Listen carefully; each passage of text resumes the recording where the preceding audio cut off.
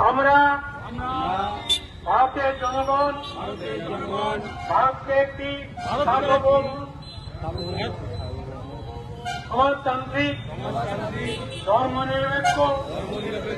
গণতান্ত্রিক সাধারণতন্ত্রকে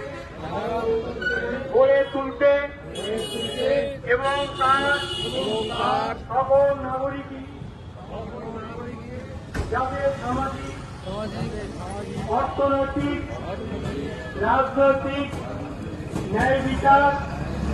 চিন্তা মত প্রকাশ শিক্ষা ধর্ম এবং সামাজিক প্রতিষ্ঠাত্ম ও সুযোগের সমতা প্রতিষ্ঠা এবং তাদের সকলের মধ্যে ব্যক্তির মর্যাদা জাতীয় ঐক্য ও সংহতি সুনিশ্চিত করতে তাদের মধ্যে যাদের